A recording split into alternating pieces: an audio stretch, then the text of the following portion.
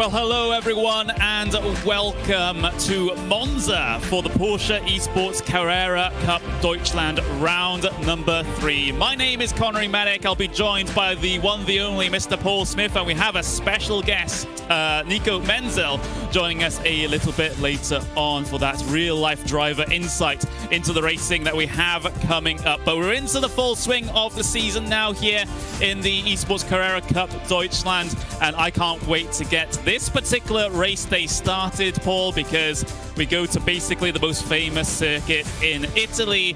It is Monza, just after we've been to Imola last time. Yeah, we've had a couple of really good, exciting rounds for the first 2 rounds of this championship. And now Monza, this is going to throw a little spanner in the works here for us today, because fixed setups, you're not going to see drivers pulling away from each other. It is going to be an absolute draft fest. And I predict, I'm making the predictions already, that both these races will be decided on the final corner of the final lap. That is a very, very bold prediction here. We'll see if that follows coming into the races here. Of course, when you talk about Monza, you talk about the slipstream just really keeping everyone close together. Even if you're, a couple of tenths off or 2-3 tenths off in clear air, you could potentially still keep yourself in contention just by sitting in that slipstream and picking your choices wisely as to when and where to try and work your way through the field as we look at the schedule, Paul. Yeah, so as you say, it's going to be key with those runs of staying in the slipstream. It's going to be absolutely key. But you can see those opening 2 rounds of the championship that we had. Again, a couple of tracks where slipstream could be effective. Spa more so than we saw last time out at Imola. We saw just how close the action was at Imola anyway, especially up at the front of the field. So be interested to see whether we could take that into this race. Rest of the season, Nürburgring, that's more of a technical circuit. That's going to be more of a challenge for those drivers. Silverstone, that is a flat-out affair. Absolutely brilliant, flowing circuit. Hockenheim, a new challenge for these drivers, for many of these drivers on iRacing. Suzuka, an absolute classic. And then that final round, we'll have to wait and see what that is. Yeah, we will have to wait and see. We've not been told, and the drivers have not been told either, so it's a big unknown coming into that one. But there's the point structure for this evening's events. Of course, we have 2 races here, both 30 minutes long, both exactly the same points distribution in each race as well. No reverse grids here today in this particular series. And of course, you can see the prize money at the very bottom of the screen there. That's for the entire season. So first place in the season, 12,000 euros. Second place, 8,000 euros. And third place gets themselves 5,000 euros. So still a lot to play for there for those top couple of positions in the championship. And of course, if you do end up winning the championship, then you get invited to a rather nice dinner courtesy of Porsche, of course, pandemic restrictions pending. But again, it's such a great prize here to have at the end of the season, Paul. And well, we are still quite a ways from deciding who's actually going to come out on top of this one. Yeah, there's still a long way to go in this season, but we can see how the points are just starting to settle themselves out. I think after this round here today, with the 2 races here today, we'll see who the key contenders truly are as we head into the middle portion of the season. But yeah, it's a very nice prize. A little bit of pocket money for these drivers. Yeah, you can see the points order up now. Maximilian Benecke having a very, very good start to the season. Of course, able to pick up a race win due to penalty last time out in race number 1. Diogo Pinto illegally passing Benecke on the second to last lap in race number 1 meant that he gets cycled back a position. So Benecke extends his advantage here in the points lead. Patrick Holtzman is also there and thereabouts, teammate of Benecke, of course. And, well, Benecke has lots of teammates there at the very front in the form of Gianni Vecchio, Alexander Tiber, Benito, and Dan Beats as well. Very red line, concentrated top of the order. Diogo Pinto there as the privateer in second place, and of course Benecke's main challenger for the moment in the season. But that's enough about me and Paul waffling on about things. It's time for me to introduce our special guest for this particular event. Is the one, the only Nico Menzel, of course, winner of the Porsche Carrera Cup Asia. And of course, he picked up wins in the Pro-Am SP9 class twice in a row at Nürburgring 24 hours. So a very experienced driver. It's great to have you, Nico. And, well, just give me your initial thoughts of the proceedings today. Yeah, good to be with you guys. So thank you very much.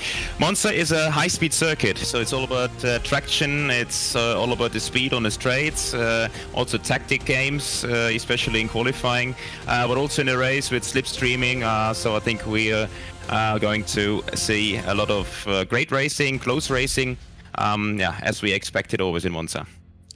Yeah, it always gives us a fantastic show here at Monza because, you know, it's just the nature of the racing in the circuit. Everyone's kept themselves close together. And Nico, you know, as a racing driver yourself, you know, if you've been to Monza, you know, how does these sorts of circuits race in that sense? Because, you know, we can talk about everyone keeping close together with slipstream or whatever. Does that change your approach as a driver due to that sort of situation there, where it's not necessarily the fastest in clear air that's going to end up winning? Yeah, absolutely. I mean, you have to be smart. You have to stay in front somehow, but you have to push in the right places. So, yeah, you need to be there on the exit of the corner. You have to be quite early on power to not be eaten by the end of the straight. And yeah, that's a different approach, of course. Like Spa, for example, you have one long straight, and there you have to prepare yourself in Eau Rouge. Basically, in Monza, it's after pretty much every corner. You have to be early in power, have a good exit, and try to defend your position in the end. But also some brakings, especially with the Cup car, is always very tricky. The biggest thing where you can gain time is on the brake, and that's the main part here. A lot of from very high speed to very low speed, like 280 kph down to 60 kph. We did several times on that track and in one lap. So yeah, that's the magic around Monza. It does seem to be the case, and like I said, it delivers time and time again. I don't think I've ever broadcasted a boring race from Monza. It's always been absolutely crazy. I'm pretty sure you're the same, Paul. But another topic that we talk about when it comes to these sorts of races, Paul, is the fact that it's kind of useful to have maybe a couple of friends out there to slingshot off of. Maybe not so much in qualifying, because it's solo qualifying. They won't get the opportunity to work together in qualifying. But when it comes to the race, Redline in particular have a lot of representatives there at the very front of the field that can potentially help out Benneke. Yeah, they certainly do. Redline are absolutely stacked up there at the front of the field. They've always been up there and about across the field here in the series so far. And, well, you know, Max Benneke has come out the best of those drivers. But having that support there, having that support network, even though this is not a team's championship, and it's worth reiterating that again, it is not a team's championship, it's purely an individual championship. However, if you're all in a team, you are going to have an element of working together out there. You're going to cooperate with each other because you don't want to slow up those drivers who can potentially help you fend off a Diogo Pinto who's out there on his own.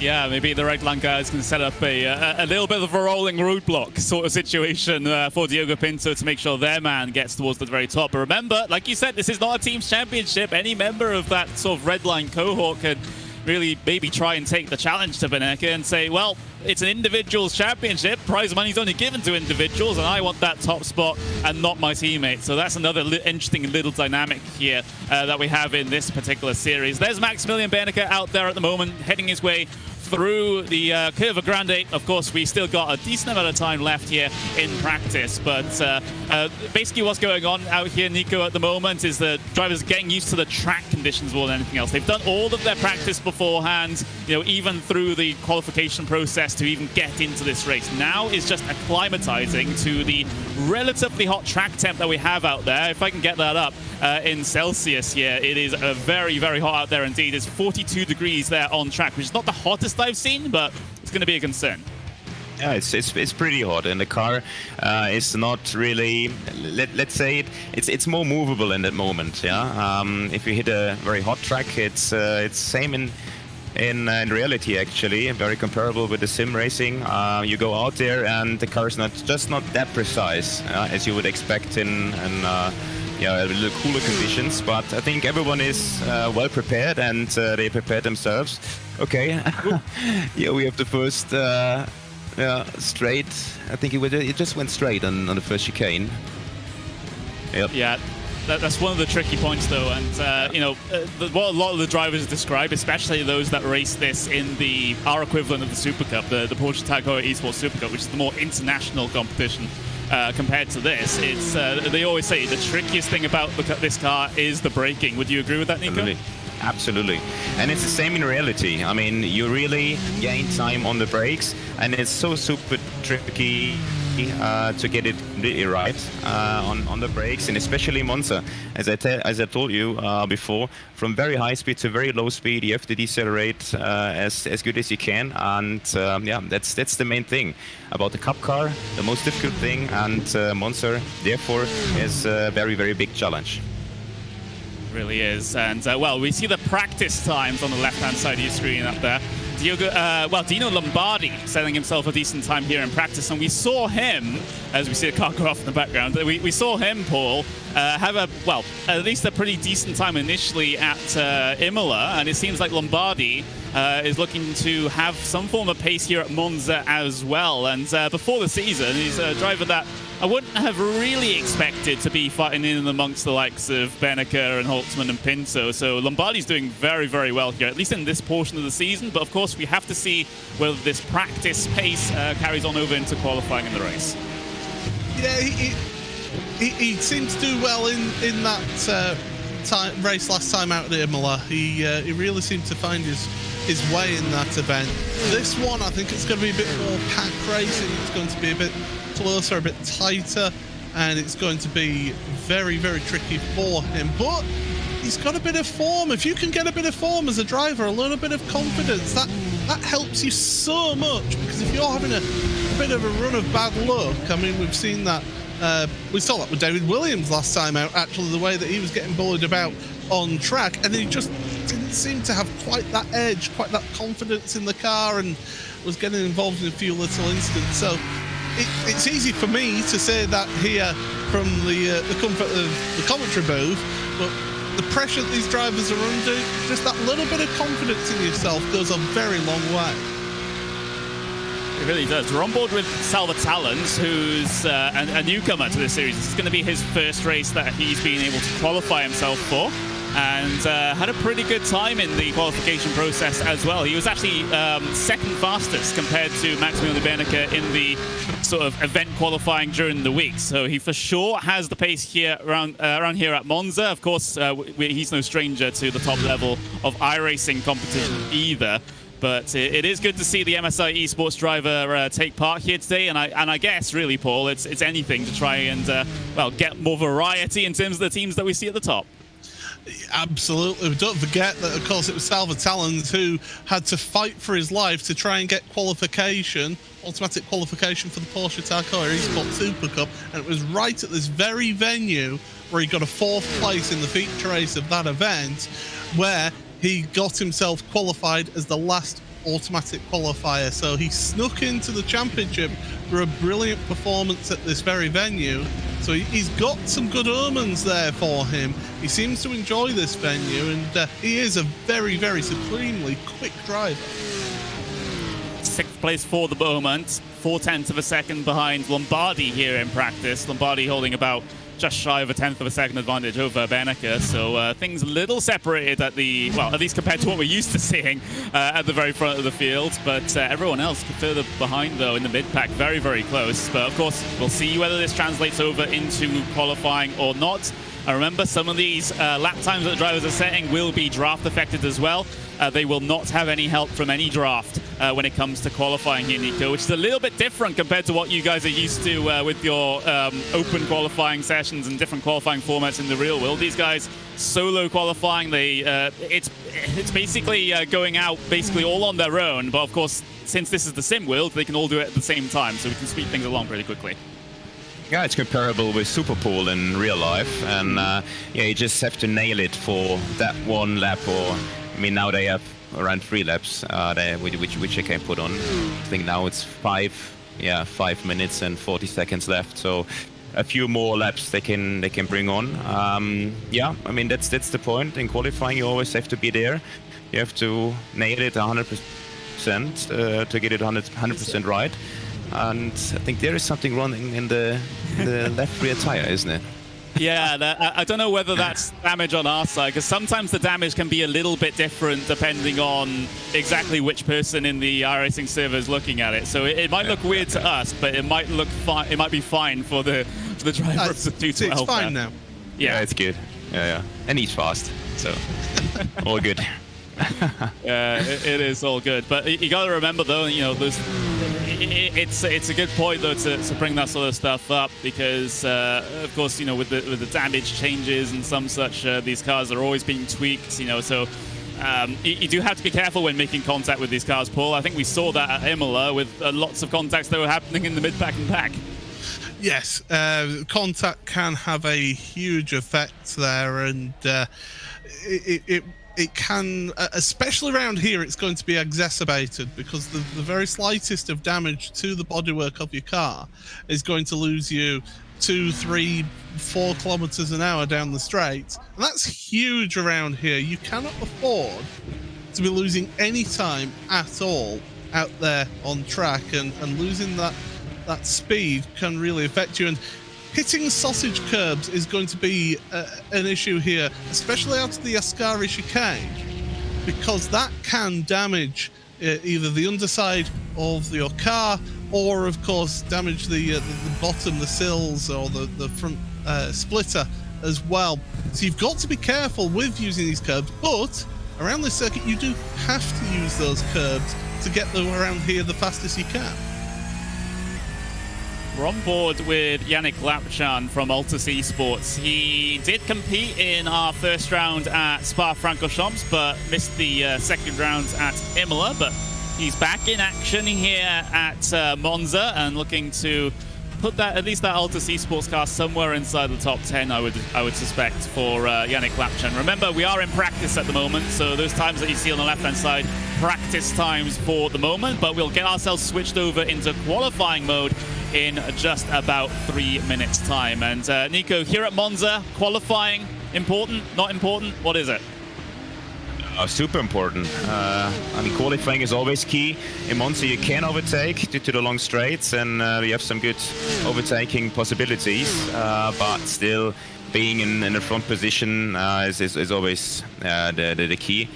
You have to be in a clean area. It's all about track position. I mean, if you start from P10, P whatever, you will definitely be in the traffic, you will have dirty air, you will shred your front tires, and you have a bigger tire degradation, and the risk of crashing the car, or to at least to have some contact, is bigger. So you're always happy being in front at some point. And yeah, that's what the guys are doing right now in free practice, getting the feeling for the qualifying, where they really have to be on spot for probably the most important laps on the weekend. They absolutely will be. Again, this is one of those races where I was thinking about it beforehand. This is one of the more wild card events, I would say, Paul, because, you know, it does race a little bit differently than most of the tracks that we go to. So if you are maybe a mid-pack runner, you know, further down the field, you know, I'm seeing the likes of Lapchan, Moza, Grundkot, whoever back there. You never know what's going to happen in front of you, whether there's going to be a big incident that collects a couple of cars and you still keep yourself in that leading pack. You know, as long as you are in that leading train, you know, the possibilities are endless. Win, podium, could be any of them. Absolutely. I mean, it reminds me a lot of super speedway racing. Does this around this track when you're in that big pack. And I mean, I've literally called, I think, about 4 races in the last few years where the gap was hundredths of a second at the line. So it is a place where you are so closely competitive against each other, and we've seen the level of competition in this championship as well. One second covering nearly the entire grid. So these drivers are so evenly matched that when they get out there in the race, just those little half a tenth or tenth of a second can really make a difference out there for those drivers. But the slipstream just so strong, it will help carry those drivers who maybe don't quite have that, just that tenth in them. Pinto going across the slipping policeman at the first chicane. The benefits of iRacing, though, Nico, at least here in practice, is that you can try and find out where the limit is. If you go over the limit and crash it, you don't have a lengthy repair bill, or you don't have to spend time in the hospital. You can just take the reset back to pit lane. I think you would love to have that in the real world. Yeah, that's a big advantage, and sometimes you wish for that if you're in the wall, for sure. But that's, you know, that's also the reality is if you do crash, I mean, we've just discussed it before we went online and live. Being at Monza, for example, there is still some gravel, you do mistakes, and also in iRacing it gets punished because yeah, you do a mistake, and for example, in the less more corners you're on a gravel, and or you go over a sausage curb, you damage your car, so you get penalized by doing a mistake. But for sure, in reality, it's yeah, it's definitely more painful. Yeah, it would say so. I mean, you can still get hurt in sim racing if you have one of those direct drive wheels, for example, that can put a lot of power and a lot of torque. You can hurt your wrists if you get yourself involved in an accident. So you have to remember to do the IndyCar thing of like take the hands off the wheel and sort of let the wheel flop around a bit. But we're heading in towards yeah, we're heading in towards qualifying now. 10 minutes, and the drivers will get themselves well, they'll be able to complete 3 flying laps here, and you can see one of the Porsche 24 Redline cars out there. One of them first, as we get to see Christopher Dambeats is the driver of number 5 there. Again, these drivers just preparing themselves. You know, they'll take this out lap, Nico. They'll try and get it into those tires and brakes into the right operating window, not just in terms of temperatures, but of course tire pressures as well. You want to make sure everything is where it needs to be for that fast lap. Yeah, and all the weight or in the Porsche, all the weight is in the rear, and you have to warm up the front tire somehow. So you can also change brake balance to front, and then the heat of the brakes help you to get the front tires in, and that's a procedure which you do in reality, but also in the sim, and that's the main thing about driving a Porsche and warming up the tire in a cup car. Yeah, so that's the overall objective for a lot of these drivers out here on the out lap. And of course, they have a couple of laps to play with, like I've already mentioned. So even if their first initial lap is not too good, then they still have a couple of other chances to get back out there and go chasing for pole position. But you can see these 2 cars at the moment. Well, you see Dambeats heading his way towards the final corner. You can see Lombardi down the hill, and then back up it in towards the Ascari chicane there. And soon we'll get ourselves the flying lap started. So we can see Dambeats now in towards the final corner here, getting car slowed down, doing a couple of burnouts just to make sure that the cars are ready and in the operating window. And now he's going to launch that car in through the Curva Parabolica. And Nico, this is your time. We'll go on board here with Dambeats, and he'll take you through a lap. Yeah, let's go. Start and finish straight, up into 6th gear, around 260, 70, 80 kph per hour, and then you have to find the brake point. Down the straight, over here, like between 100 and 150, take the right curb, and now it's all about traction. Being early on power, using the right curb, and actually you go a little over it.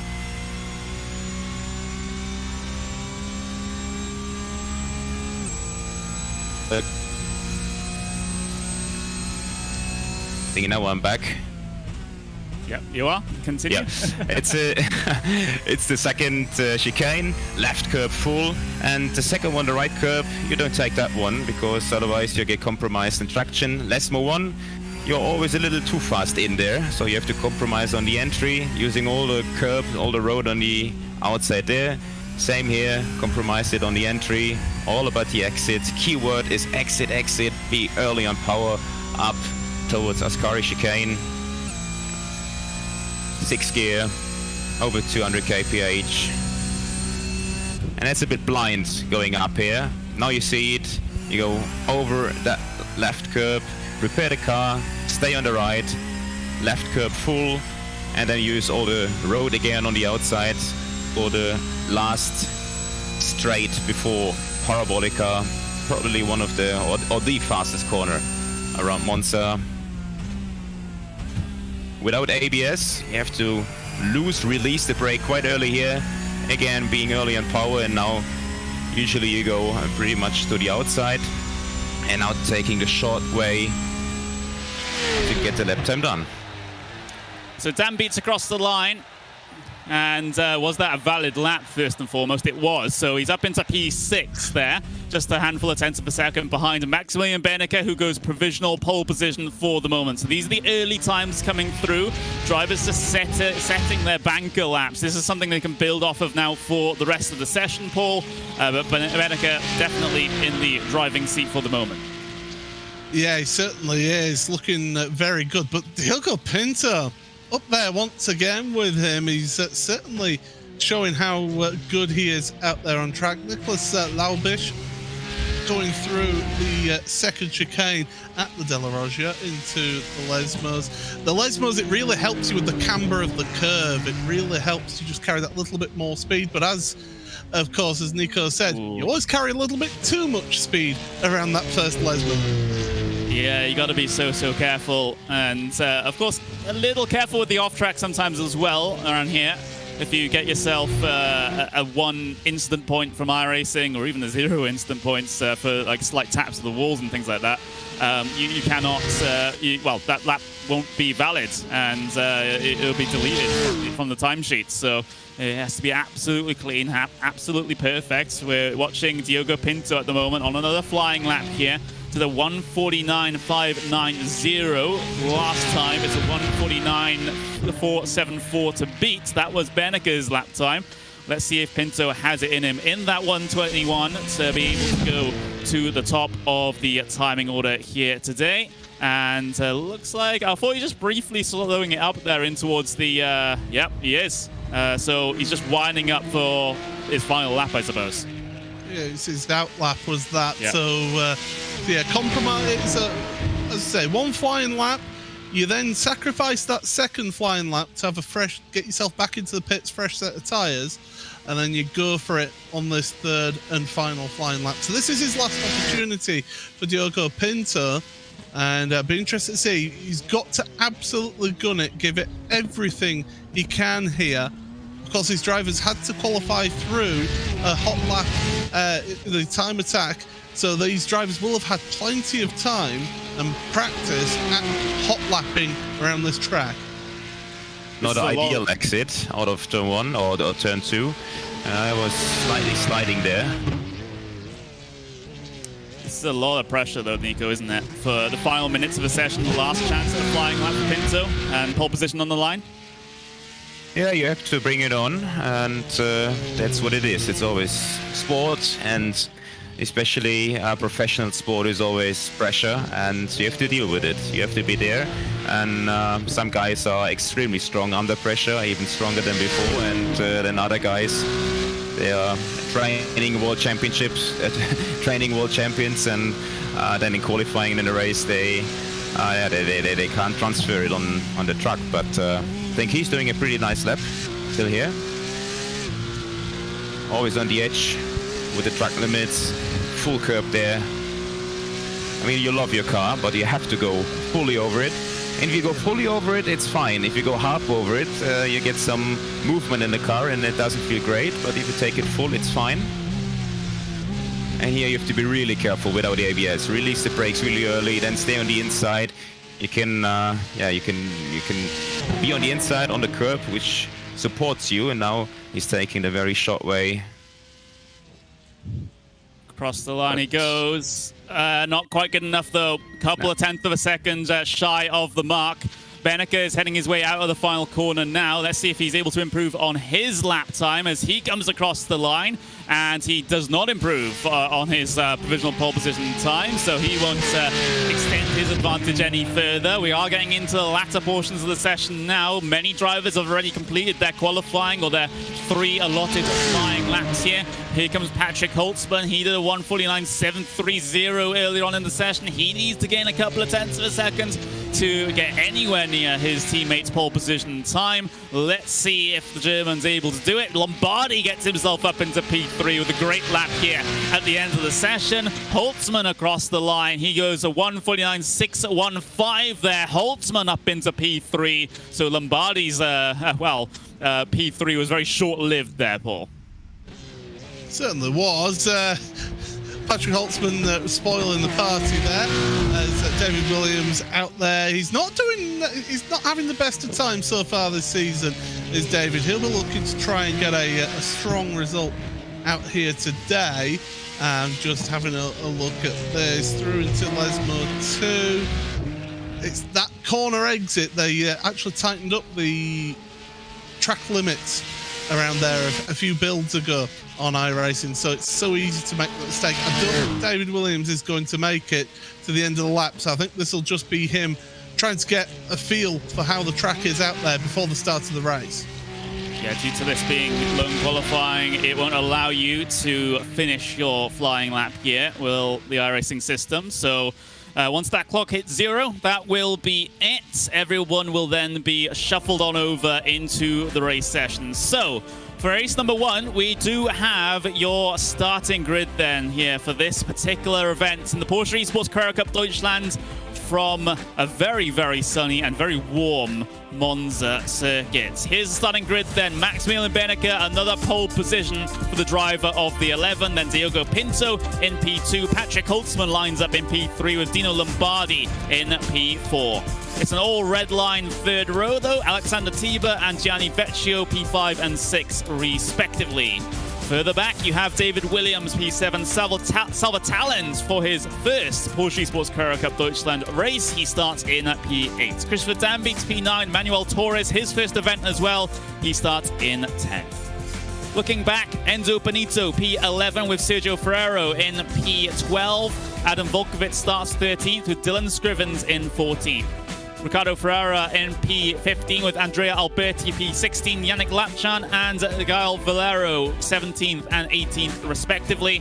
Then Matthias Dehane, their first race for him in P number 19. Marcel Erang, P20. Fausto Canepa, P21. Luis Tarifa, P22. Simon Amosa, P23. Nico Vizikby in P24. And then you get those drivers at the very back of the grid here today. Grundkotter, you have Diegues, Laubisch, Bem, Siebels and Martins as P29, P30 there, and that will be your entire starting grid. So you've got 2 drivers missing from this one, and drivers slowly but surely getting themselves to the starting grid. A reminder that Andre Martins actually got disqualified from qualifying due to a qualifying scrutiny violation. He was going too slow out there on circuit, below the minimum speed required, so he got himself that particular penalty. But we're just about ready to go here for round number 3 of the Porsche Esports Carrera Cup Deutschland. We are moments away from racing here at the home of Italian motorsports.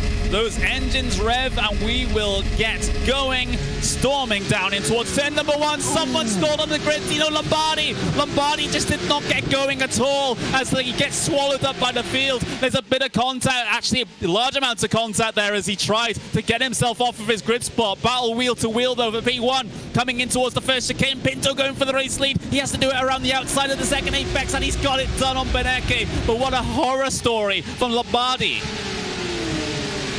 Certainly was, and there's nothing worse than being on the grid and finding that the gears that are missing, and he just did not get away at all. And fortunately there wasn't a bigger accident than just a little bit of contact that there was out there. A little bit of contact happened at the Rettifilio a little bit further down your field, but everyone is still running here as they go flying over the curbs at the Della Roja.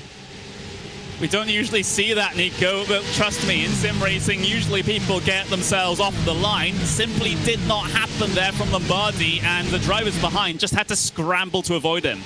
Yeah, a very bad situation to start off the race like that, but he got going and he's in the race. But of course, somewhere in the pack, and for sure not the start of the race he wished for. And the next situation's up to Ascari chicane. It's great racing. They leave each other space. Really looking great.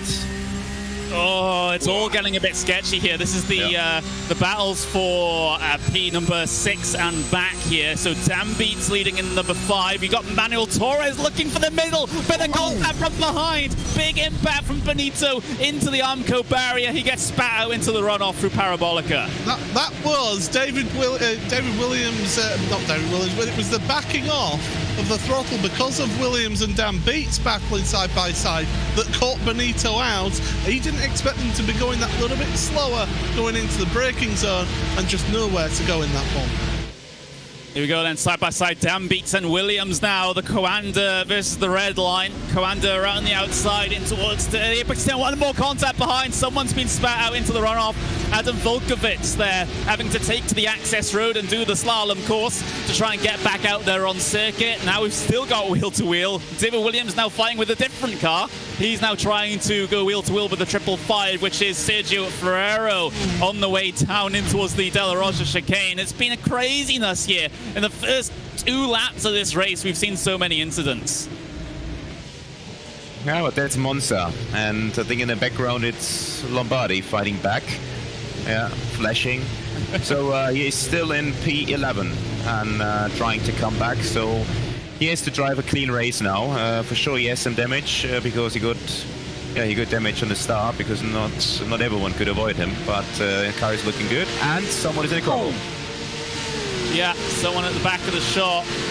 Till Beme is off for WS Racing Esports, so not exactly the best first race for the driver of the number 99, as he'll get himself recovered. I don't think he made contact with any barrier though, so he should be fine in terms of the condition of his car. We don't exactly simulate gravel getting into places it shouldn't be here in iRacing, but let's have a look at the front of the field. So Pinto was able to get that race lead pass done early here, Paul, on that first lap, but now it becomes a different task. He has 26 minutes to try and hold on to that position, and he's got, what, 3 redline cars bearing down on him.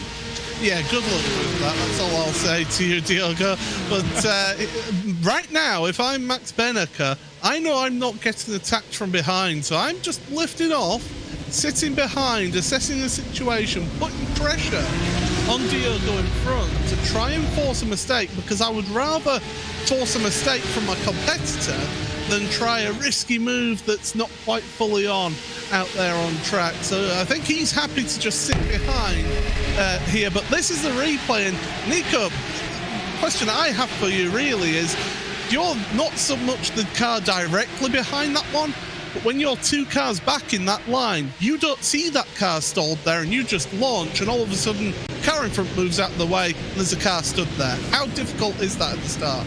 It's super difficult. You just said it. You don't see it, and you have to react really quick. Otherwise, you crash into the car. And we've seen it in a couple of races, also in F1 in the past, especially here in Monza. I think Kimi Räikkönen a few years ago, he had the same issue. So, yeah, it happens quite often here. And now there's another replay from the start. Yeah, that's the situation. He had to back off because the guys in front, there was no gap and he had to lift, and yeah, the guy behind just crashed into it because he didn't expect it. There's also Monza, and I think the red line car is heavily damaged, yeah, and now he will be out of the race for sure.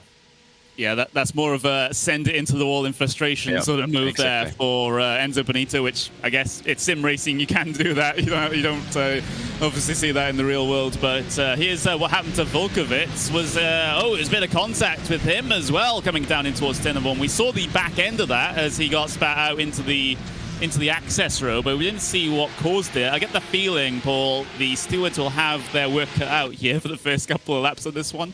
Yeah, we thought they were going to have a busy time last time out, didn't we? But today could be very interesting for those stewards. Now, there's a difficult situation up at the front of the field because Pinto is definitely holding everyone up there, and Benneker not making the move is just allowing the queue to form, because now Salva Talens has joined the back of that lead battle. So he's getting drawn into that. if they're not careful, Christopher Dan Beats, well, he's a bit too far back to be getting the slipstream as Dan Beats. So I think that front five will end up being the battle that we see all the way through the rest of this race. But this is tremendous action here for Yannick Lapchan and Scrivens as well. Dylan Scrivens is actually quite on the quiet, impressed me with some of his driving throughout the series so far. Doing a great job behind the wheel of that red and black Urano Esports machine.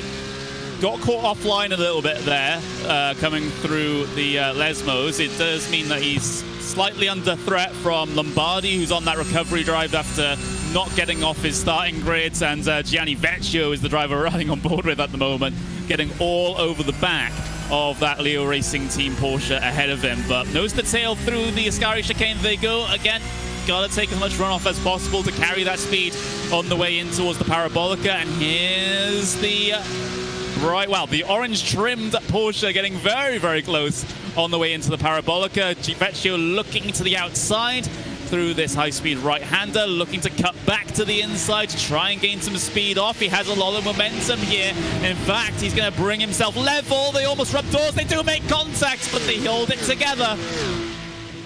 And they did make contact because they all want to be in the slipstream of the guy in front, and that's why they crash into each other, because you want to be immediately and straight behind him. And now he has a chance, looking good. I think side by side they're going to make it through turn 2. Good racing. Yeah, racing room given in that instance, maybe not so much coming down the pit straight, but Lombardi's going to lose the position here. He's got to be careful because Ferreira's closing in on him, and same with Laubish as well, who are running on board with defensive to the inside. Both the cars at the front of the train, they have to be careful about that. If they make more than one move, then potentially that might be a steward's action, because I did see them slightly try to return back to the racing line there, Nico. It's always sketchy, both in the real world and in sim racing, when you see drivers moving in the braking zone. Yeah, absolutely, and especially Monza from very high to very low speed.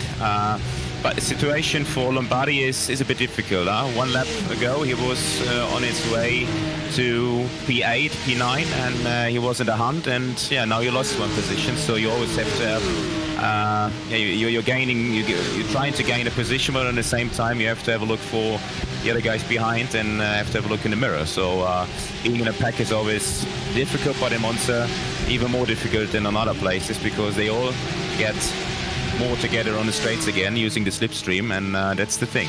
That's why we're here, why we have such a close racing, and yeah, good to watch. It is brilliant at the moment, and we've still got 20 minutes of this race to go, and we have an entire second 30-minute event on the horizon as well. So a lot of racing to be had here at Monza, a lot of exciting stuff as well. Meanwhile, further back to the pack, you've got Williams. This is further forwards. Williams trying to get past Dan Beats there in towards the Rettifilu chicane, and he does get himself clear. So that's a pass being made there by the purple and white Coanda machine. These guys are about half a second off the group ahead of them. Well, half a second to a second off the group ahead of them. So, it's at this point, Paul, potentially you might have to look to work together to try and catch up to that train. Although saying that, I doubt the rivalry between Coanda and Redline will allow that to happen between these two, at least. You've got to be clever and think about the long game here. You two, you can see that you're on your own here. You're in a group of two here. You've got to work together. You've got to allow each other to, like at the front of a peloton, just work your way in front of each other to try and drag each other forward along this track to get yourself to that lead pack, because if you can get yourself into the slipstream of the lead pack, then you can really start focusing in front. Right now, if they squabble too hard, and they're not doing so far, Dan Beeks is just happily sitting behind. If they squabble too hard, they slow each other down, and that lead pack gets further and further away. So they need to be smart here. We've got Ferraro just sort of lurking in the background there as well, so he might be able to, well, if things go his way, he might be able to make this a bit of a 3-car pack here. We're going to replay. Ooh, Dieguez completely aborting the chicane there, having to go across the runoff and avoids the kips. You don't want that Porsche to be launching into the middle of traffic, but yeah, just a mistake on the brakes there, Nico, and had no choice but to go across the chicane. Yeah, he didn't have an advantage, so everything was alright. I mean, those sausages, they're made for losing time and probably damaging the car. That not everyone's going completely straight over it, and there's a reason not hitting it, because otherwise you'll damage your splitter or your suspension or something. So that's a pretty hard hit in reality, but also in sim racing. And yeah, the guys have to be smart and clever. I mean, now being somewhere in a good position in the points, like everyone gets points, but if you're in the top 10 now, you shouldn't risk anything, because yeah, the result of that race will also provide a grid for race 2, and yeah, it's not worth it trying to gain one position and risk it all to start the second race from somewhere behind, and yeah, it's just not worth it. So you have to be clever at that point. We're not even halfway through this race either, so we had a bit of a hectic first couple of laps, and of course the close battles do continue here into the middle portion, but if the first couple of laps were that crazy, Paul, I dread to think what the last couple of laps are going to be like. Well, we've seen this week on week, haven't we, that we have a bit of a excitement at the start of the race. It's running wide there was Vecchio through the Ascara chicane. Salva Talons is fancying his chances of moving forward into 4th place at the back of the lead pack. So Talon's getting a nice crossover underneath, but he won't be getting the slipstream of the cars in front. That's where Vecchio will be very happy to be on the left-hand side of the track. But yeah, we always get it where there's that big surge of energy at the start of the race where everyone's trying to get them all sorted out into the order that they can fall into. And then things calm down. Drivers realise, look, it's a hot track. We need to manage the tyres. Oh, that's Vecchio and that was Yannick Lapchan getting in together with each other. Around the bollards he goes, but that was just missing his braking point. And that's so easy to do when you're so close to the car in front of you. Yeah, I just misjudged this situation, I think. Now in the replay, see the whole car is moving, is trying to avoid him, going onto the grass, but still hitting him on the entry of that corner. Yeah. I'm glad he pointed. Yeah, I'm glad he pointed that out as well, because Lapchan, he tried to go out, he tried to get the car left just to go out into the grass so he doesn't hit the back of Vecchio there, but it was all in vain. We'll see it on the onboard here. He's thinking, oh, I'm in trouble here, go to the left. Just not working. Yeah, without ABS it's super hard, because at some point your front wheels lock and then you can't turn in anymore, and you have to release somehow, but then on the same time you're about to crash into him. He tried to avoid it, but those guys, they're really using every centimeter of the track and even more going into the grass. But Pinto is still in P1, and he's doing a great job. I mean, he's there on his own, and all redline cars are behind, and yeah, they can manage and they can do some team play. And Beneke is in a very, very good situation and position, because he's not in danger to get overtaken, and yeah, he can easily try to get past Pinto. Yeah, a little bit of weaving down the straight there for Pinto, just trying to keep Beneke on his toes, and well, attempt to try and lessen the effect of the slipstream, but you have to wonder, you know, how successful or not that's going to be. But we're past the halfway point of this race now. Still battles going on deeper in the fields. That's involving Lombardi there. You've got Scrivens and Ferrara as well involved in this train, so it is a decent fight down here for these positions. Of course, you know, points on offer from all the way from P1 down to the final position. It just so, you know, every single position you gain here, Paul, is going to matter in the grand scheme of things. It's not like these guys are fighting outside the points. Yeah, it does get you points, but as Nico pointed out as well, there comes a point where you have to look at it and say, is it really worth one extra point to try and pull off a risky overtake or a dive to the inside under braking? It's not really worth it. You're in some good, solid championship point positions here just outside the top 10. You've got to think that long game. You've got to think championship-wise. Yes, you want to progress forward and you want to get to the front of the pack. But the problem is, when you get to the front of this group, you're the one cutting the hole in the air. You're the one creating that slipstream for everybody else in this pack. So it's that balancing act of, I mean, some good points right now. Don't try anything risky, but also you do want to move forward because you are competitive at the end of the day. And there's a certain element of, at this point, Nico, I'm guessing the drivers are just kind of, especially those at the front between, you know, Pinto, Benecke, Holtzman, that sort of group. It's about, at this stage, trying to figure out where the driver ahead of you is weak, where they're strong, where can you get the run, and, you know, what the options that you're going to go for when it comes to an actual pass, as we see Scrivens an attempt down the inside, but he gets back in line. Yeah, but the difficult thing is, at one point, I mean, if you follow the guy in front of you for a few laps, then at some point the whole thing gets neutralized. So before you're closing the gap, you're behind, you're faster, and then you're following the guy in front, the car in front, and dirty air. Drops your front tire a bit, and then at some point the speed of the whole group is the same, and it's really hard to overtake. And it's the same sim racing, but also in reality. And if you close the gap, and if you're behind, and if you're fast, you have to go for it quite quickly.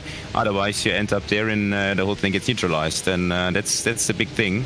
Even in a cup car, I mean, with GT3 cars and even with Formula cars, it's a bigger issue, even with dirty air and all the aero things, but it even starts in a Carrera Cup. I just want to quickly point out as well, you saw there through Curva Grande, Scrivens taking a wide line, getting out of the dirty air of Lombardy, cooling his car. So obviously, being so close together with the conditions as they are, maybe just having to manage those tyres, manage the temperatures of the oil and the water as well. Especially in those hot conditions. Monza is always hot, and on those hard brake zones, the tire and also the brakes, they get really hot. So you kind of have to get out of that high temperature phase. And of course the straights are pretty good for that, but you're always in a slipstream. The engine doesn't get cooled down, and now we can see it. I mean, without waving, and now it's double slipstream, and that's a big advantage. Then he was a bit careful on the brakes. You saw it, he braked a little earlier, then he released the brake again to get closer, but that's the way how you do it in Carrera Cup without ABS, and I think that's a drive-through for the turn 1 incident. Yeah, that was Lapchan. So the front to rear contact into turn 1 that we saw a couple of laps ago, stewards have decided that Lapchan's going to get a drive-through penalty, which is probably the easiest decision they'll make all day. Dino Lombardi looking back on Scrivens, though, coming through the Della Roja, and he gets the position back, and Scrivens might even lose one more here, because Ferreira looking around his outside now for the first of the Lesmos. We get the roof cam from Laubish's car. Ferreira still looking all over the back of the Urano car ahead of him. But right now, Val neutralized somewhat, but great job from Lombardi to get back past and to the head of that train. Yeah, but Lombardi did a mistake. He went wide through the gravel, and I think now he is in danger to get overtaken on the next straight. But he generally is doing a good race. I mean, from the start, he had an issue. He didn't get away. Now he's back in P9, so basically did everything all right and did well. I love that move that Lombardi made, though, through the second chicane, the Della Roja. Being on the left-hand side, so that when you're exiting the chicane, you actually get on the power a little bit earlier than your competitor, and it just gives you that launch out the corner towards Lesmo. It's a nice move. I love seeing that. Action at the front, or at least in the leading pack, as Salva talons down the inside of Holtzman. And can he complete the move into chicane 1? Yes, he can. So talons up into P3.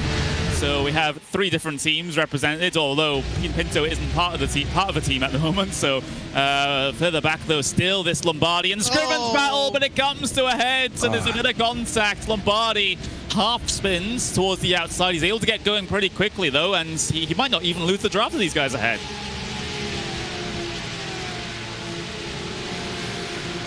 I mean, for me, I thought Lombardi was trying to be cheeky and close the door, and he just didn't quite have the clearance and just quarter-panelled himself across the front of Scriven's car, in my opinion, anyway. That's a good point, Paul. The clearance, that's important. You always have to act clear, because then everyone knows, okay, this guy is opening the door, he's closing the door, whatever. Now we have a look. Wow. Difficult to see from that perspective. Would be good to see a bird view. We can hopefully cue that up as our wonderful director is getting that ready for us. But yeah, it's an instant that you quite often see, I would say, coming down into that corner as things just tighten up. Here's the above view. Scrivens is always there on the left-hand side, and for me, Lombardi just came across to try and take that normal apex on the second part of the chicane. Salva Talens, I think he is the cat amongst the pigeons here. He's the odd one out. He's trying to make some moves. Oh, they got so close, though, on the way down the pit straight. There's the defensive move from Pinto to the inside, so I think the charge from Talens has sort of triggered something in the mind of Beneke here, because the only option he had to defend from Talens there was get aggressive with Pinto. And good speed from Talens. I mean, he went from P5 to P3 within only 3 or 4 laps, so he's definitely better and faster. And now Beneke is under pressure for the first time in that race, and he has to defend himself. And now he's trying, or the pressure on Pinto is raising as well. 7 minutes to go. Things get mixed up in the front. Good to see.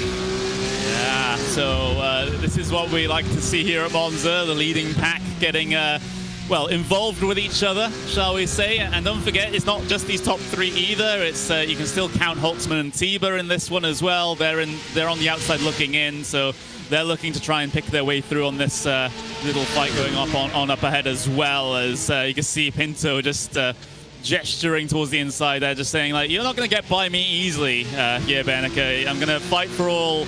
You know, I'm going to fight it tooth and nail and make sure that I come away with this race 1 win. Because remember, at Imola, Paul, he got denied the race 1 win after the fact due to a penalty. That was a little bit of a heart-in-mouth moment on the exit of the Ascari chicane for Pinto as well. Got onto the grass, the back end, you heard the revs just rise just briefly before he got back onto the asphalt. But yeah, Beneke, you can see there's an urgency suddenly to his driving, the behaviour, the body language of that car. He's wanting to get past now. He's had enough of sitting behind, and it's because of this man that we're on board with. Salva Talens has really re-energised this battle for the lead. He has neck and neck for the race lead, wheel to wheel through the first apex, through the second apex. Beneke, Talens has gone underneath both of them. He's gotten both of them done. Perhaps here on the way in towards Curva Grande. That's a fantastic move from the MSI Esports driver. Talens leads this race with a stellar move. What a drive, unbelievable. Now he has to defend on the inside, and then I'm sure he will pull a gap, but Beneke is on the go. It's all getting so close here. Pinto's now trying to come back at these guys. It's a fantastic scrap here for the race win. You know, all the podium positions involved in this as well. Pinto trapped on the inside there, loses a ton of speed. He has to slot in behind Beneke now. So it's Talens leading. He holds on to it for now, but there's a whole bunch of angry piranhas behind him. And that bunch of piranhas could potentially get a few more, because David Williams, Christopher Dambeat were faster on that last lap when they were just starting to fight. Well, now they're fighting hammer and tongs. They're tripping over each other. They're slowing down this whole pack. David Williams, I do think, is actually gaining on this pack here, and he's dragging Christopher Dambeats with him.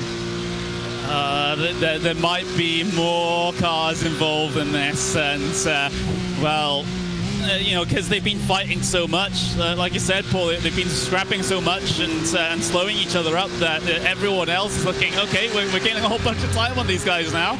and they can get themselves involved in that leading pack. But Talons has done all the hard work now. Perhaps there's even more hard work on the horizon, because now he has to defend from everyone behind him. Here comes the runner speed for Beneke. He goes driver's left-hand side. Pinto's in the tow as well. He looks to try and find a lane through, but he doesn't get any opportunity. It's just between Talons and Beneke in towards the first chicane. Talons still ahead. Talons on the outside trying to get the drive, and he does. He keeps Beneke at bay. And Pinto basically defended for the whole race and probably used a bit too much of his tires. And now Beneke is on the position. Yep, I think he will dive into the inside. And he has done it. No. Oh, it's so close, isn't it? And Talons, I don't know how he's holding on to this, because Beneke is doing everything. Yeah. Absolutely everything, and oh, it's all so close once again, Nico. I think what you were about to say there, Nico, was Talons' positioning was so good. Yeah. And here comes Williams. Williams is on the back of this. He's brought down Beats, and also Sergio Ferreira is on the back of that queue as well. So it's an 8-car train almost for the lead here as we're going into the final 3 minutes. Just a handful of laps to go. I don't think my heart can take much more of this, I'll be completely honest. Here's the onboard then with David Williams. You can see how focused he was, and well, we saw a lot of frustration from him at Imola due to multiple bits of contact with Patrick Holtzman that he had. So he's looking to try and get a bit of a better day here today. Well, he's in the leading pack, so he's doing all that he needs to do for the moment.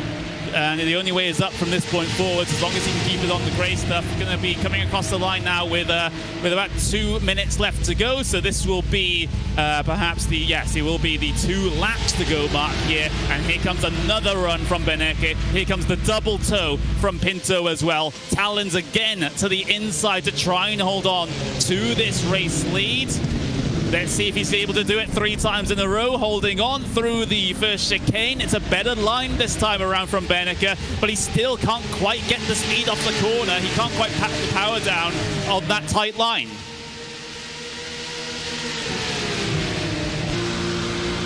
Now, oh, it's just all super congested. Oh, we see 3 wide. Oh, we almost got to see 3 wide. Talon still at the head of the field. He leaves the space for Beneke, but Beneke doesn't go for it. Beneke gets the line off the corner, but he's blocked by Talon. That was a cheeky move. This is tremendous stuff. This is fantastic action. This is what we wanted from the Porsche Esports Carrera Cup Deutschland, and we certainly are not being disappointed, that's for sure. Beneke taking that wide line. He's on the grass almost on the exit Les mode 2. And Pinto, well, he's stuck between a rock and a hard place, because every time he gets a run, the track is blocked. Not the inside. No way. No way. Into Ascari. He moved. Has got him. Unbelievable. It's still not done yet, though. We still got 1 more lap to go in this. Pinto to the head of the field. Talon second place. Beneke in third. And now here comes Holtzman as well. Holtzman's looking to try and get past his teammate 3 wide in towards the curve of Parabolica. That's not a good idea. He gets back in line. 30 seconds left to go. Pinto has a gap, but he's certainly not safe from the cars behind across the line. 1 more to go after a frantic race here in race number 1 of the 3rd round of the Porsche Esports Carrera Cup Deutschland. But what order is the podium going to be in? Because I don't know at the moment. Pinto is safe coming in towards turn number 1. It's a battle between Beneke and Talons through the apex of turn number 1. Beneke gets half swung, and it's a big pile up in through the first chicane. Oh, guys. Last lap of the race. Race 1. And that's really bitter. Talons did such a great race, and now he's dropped back to P12. Mamma mia. That's the best way of describing it, given our location. Let's have a look at it then. Talons and Beneke. Oh, it just gets so close. You can see what Beneke was trying to do, though. He's trying to squeeze the car on the inside, but there's only so much room for 2 cars in the same piece of real estate there, and that's something for the stewards to sort out here, as it caused a bit of a chain reaction further behind as well as people came up on that incident. But we are coming towards now the final, I would say, third of the lap here. Pinto all on his own, a stark contrast to what it's been like for the entirety of race number 1. It's just this final run to the line all alone for Pinto, and he will be able to come across the line to take the race win here. Second place might still be an unknown, though. Look at that, Holtzman second. Williams might be able to grab secure a podium here. In fact, he's looking pretty secure at the moment, but it will be one step higher. Although Diogo Pinto through the final corner, a bit of an anticlimactic end, all things considered, to race number 1 here at Monza, but Pinto will take it all the same. He wins race 1, and second place will go to Holtzman. And does Ferrario, no, he's, I thought he immediately jumped there, but Williams in P3 here at the end of race 1. My word, that was craziness, Paul. I mean, it's what we expected. We said that the close pack racing, you know, you can have issues out there, and it certainly was absolutely breathtaking. But what a move from Diogo Pinto. I think he'll need a wheelbarrow to be able to walk around to carry what he's got in his trousers. But yeah, absolutely sensational move to go down the inside 3 wide into the Ascari chicane. I've not seen that for a very, very long time. Here are the unofficial race results. I gotta say, these are very unofficial at the moment, because the stewards, of course, will be looking at things after the event here. But Pinto wins from Holtzman from Williams, grabbing a podium for Coanda there in that number 31. You've got Sergio Ferrero, P4.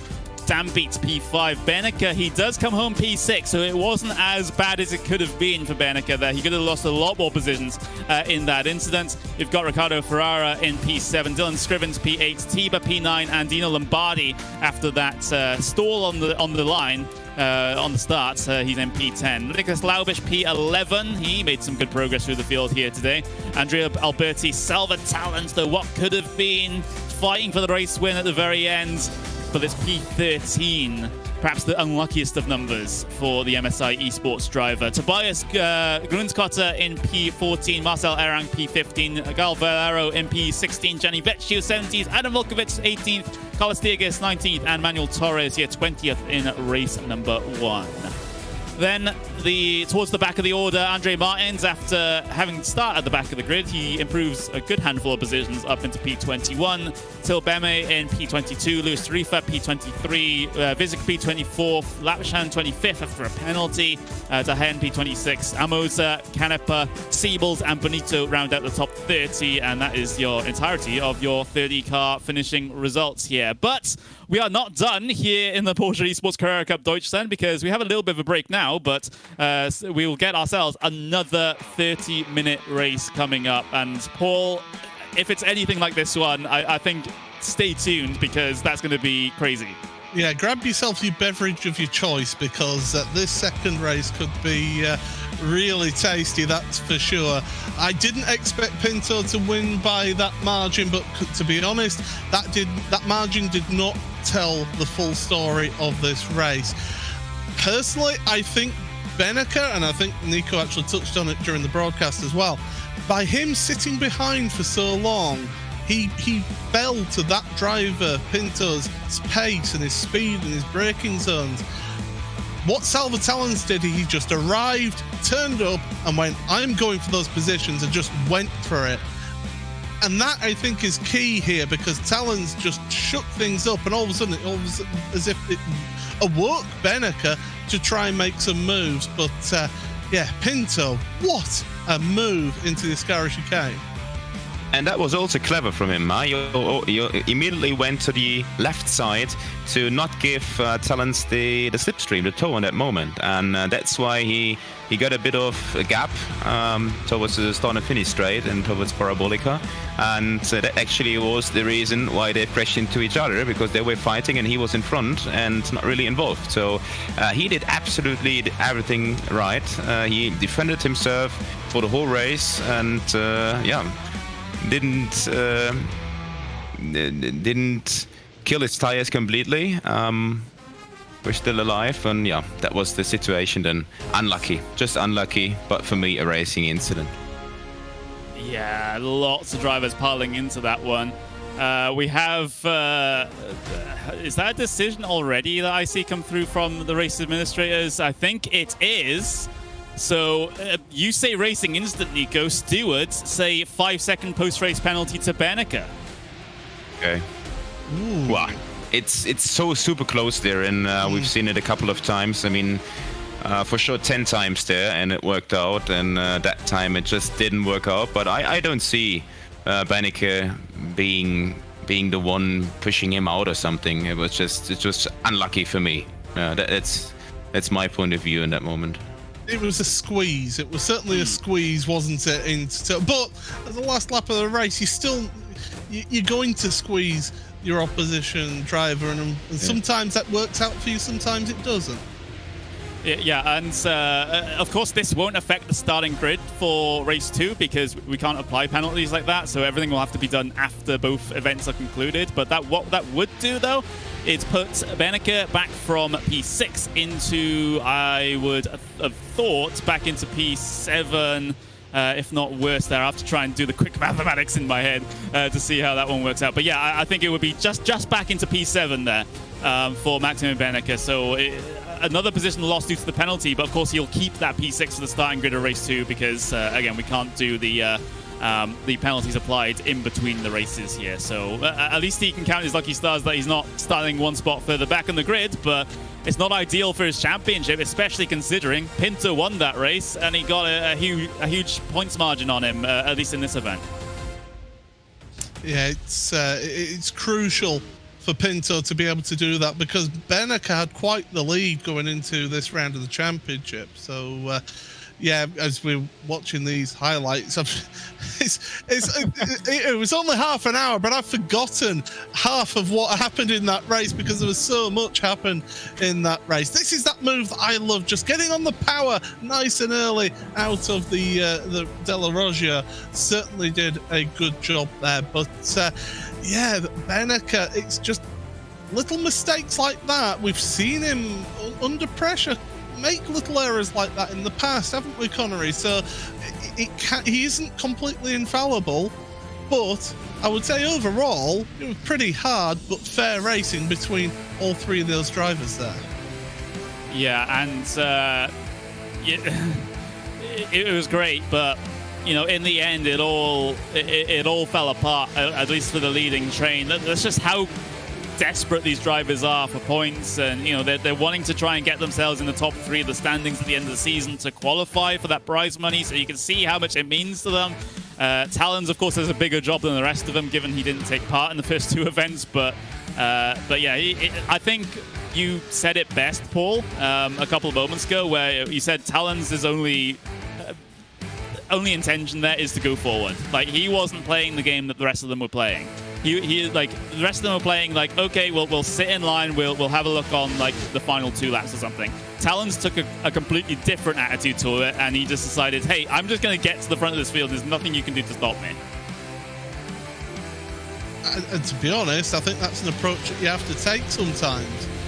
Yes, it's very difficult to defend around here from the front. We've seen that quite a few times here in this race, but Pinto, he did a brilliant job for the majority of the race up there at the head of the field.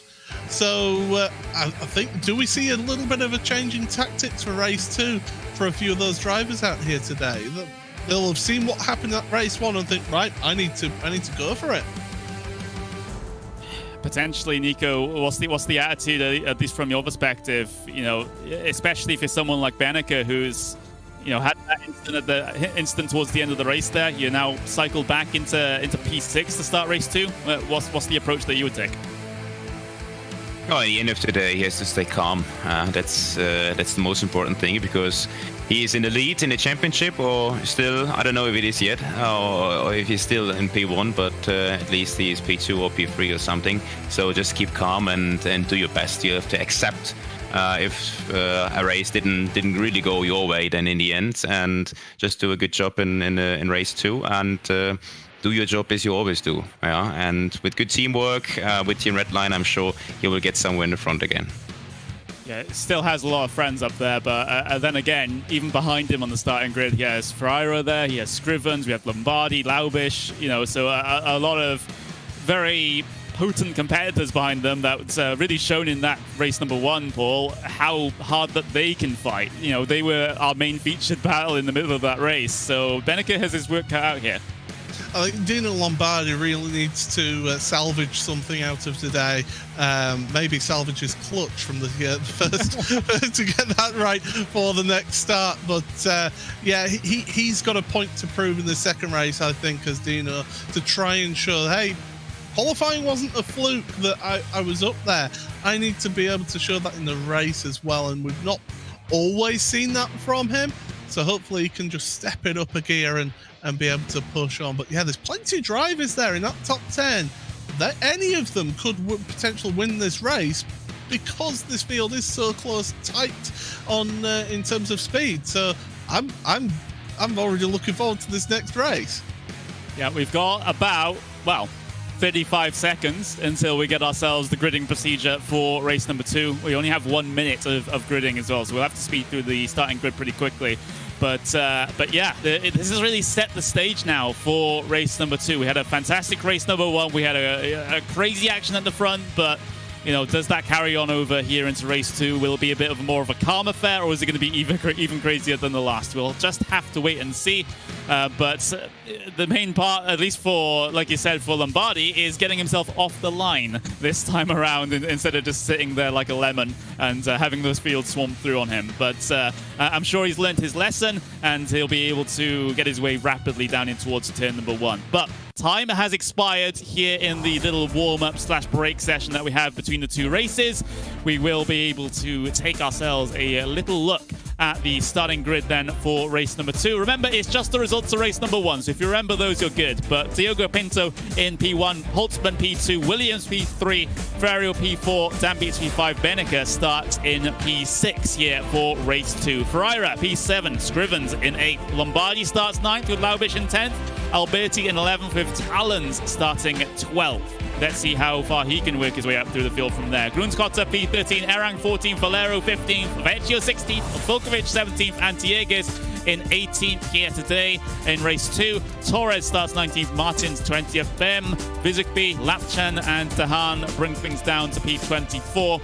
And with 15 seconds left to go, there's the rest of the field up on your screens right now, all the way down to P30. So, drivers are already set here for race number 2. We're all set as well. We'll get ourselves green flag racing here at Monza. Dan Beats slow off the line, so is Holtzman. So a couple of drivers having a very poor start here, maybe not expecting to go green so soon as they get themselves down in towards turn number 1, and it's a fight between Beneke and Ferraro for P3. What a start from Beneke, though. He's gained 3 positions in that start, and there's an instant behind. And Lombardi did a good start, had a good start as well. I think he's in P7, so gained a few positions. So that time he got it right. Everything a calm affair in towards the Della Roja this time around, side by side between the 2 of the Urano teammates there, Scrivens and Laubish. Lapchan's around, and that's caused a big instant further back. So Valero's involved in that, so too Amosa Canepa as well. Oh my goodness, it can all go wrong on lap 1. You can't win it, but you can certainly lose it on lap 1, and Lapchan has just not had a good day today. Yeah, making his his second appearance in this series. He was with us at Spa, but he didn't qualify for Imola. But here at Monza, after a positive qualifying procedure, at least during the week, it doesn't seem to have turned into a great racing event. Someone pushing very wide there out of the Ascari. That was Grundkotter, I think, that went very wide out into the gravel there, but he's able to recover. Here comes the move then from Vecchio. to try and get past Talons, and also Laubish involved in this. So Laubish is the red car on the inside there, as Vecchio tries to go the long way around on Talons. And Talons trying to hold on to these positions because he wants to be moving forward. There's contact, big contact, there's big impacts there with the pit wall. Talons and Redline come together once again. Oh, what a shame.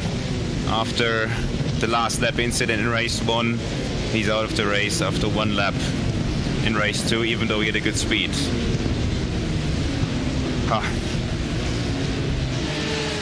That's huge. So, and it was, and we'll wait for the replay of it, but Gianni did come across there, maybe not expecting Talons to be so close. We'll get it soon, but the more battles in the mid-pack there as they cycle themselves through on these next couple of laps. Bits of contact there. Rizairan getting a shot to the back bumper from Beme. Now there's a car trying to take a slowdown penalty there. Manuel Torres having to try and serve that here on lap 2. So it's all getting a bit chaotic here in the mid-pack, but hopefully they settle down pretty soon. Otherwise, well, my voice is going to die. Well, I mean, we saw in race 1, didn't we, how the first 3, 4, 5 laps were all a bit chaotic as everybody was trying to get themselves in as good a position as possible. But then once everything calmed down from about minute 10 onwards, it just calmed down. We had that sort of nice, relaxed, relatively speaking, midpoint of the race. Here we go. So Gianni's just come across. He's thought he's got the run on the car in front, and as well there's a blue MSI Esports car of Salva Talons right in his way. Nothing that Talons did wrong there at all.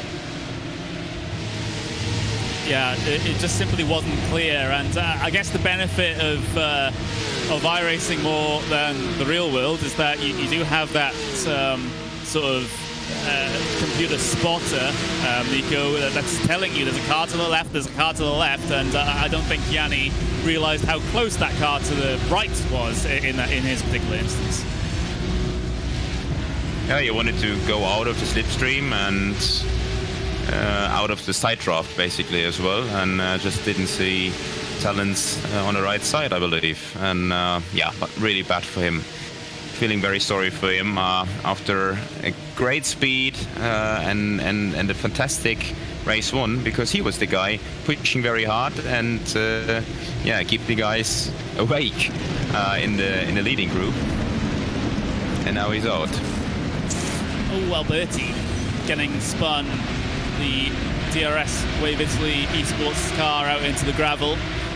Good thing is that you don't get trapped in the gravel here in iRacing, so you can just drive yourself out and get back out there on circuit, but not ideal still for Alberti. There's the leading pack though, so Pinto, Williams, Beneke in that order. Beneke with the fastest lap for the moment, but there's no bonus points to that, so it's more of a bragging rights thing more than anything else. But what a great opportunity though right now, Paul, for David Williams after what was an awful event for him at Imola, basically being the punching bag of the field.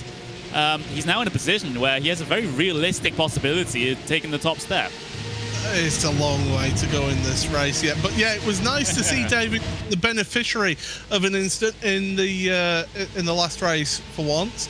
But he's got it all on. He can see that he's got Max Beneke behind, and he's got to think about this. He's got to be smart about this. He'll want to try and get to the front, but he'll also want to well, for me personally, I'd want to be at the front of this queue or at the back of this queue. I don't want to be that middle car, because you're fighting that car in front, but you're also looking behind to try and defend at the same time. It's the most difficult thing that you can do when you're in your queue of traffic like this.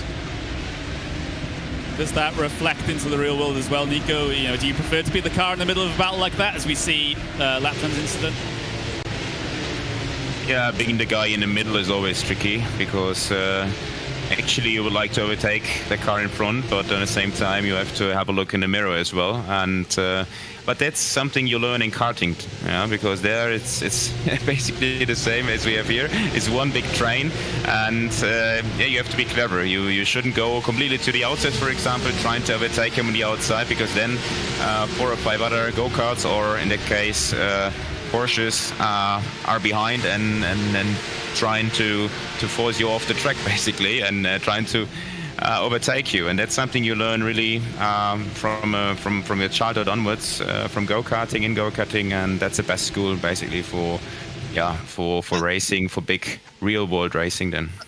And this is the difference between myself and Nico. Nico was in the queue of the cars. I was about 4 seconds a lap slower than them. So that's why I'm in the commentary booth here whenever I did karting. But but make a very good point, though. It is so difficult when you're that middle car. You're focusing on 2 different points. And it's so difficult to get absolutely right here. So sometimes you almost want the car behind to move past. And in fact, David Williams has said, go on, Max, you were having a battle with Diogo in that last race. Have a go at him again. He's doing a very clever race, because before he didn't risk anything. He was in P6 or P7. Oh, someone spun there. He was in P6. Yeah. 555, yeah.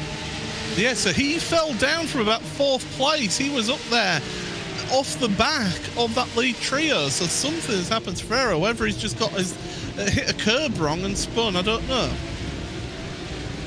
We'll have a look.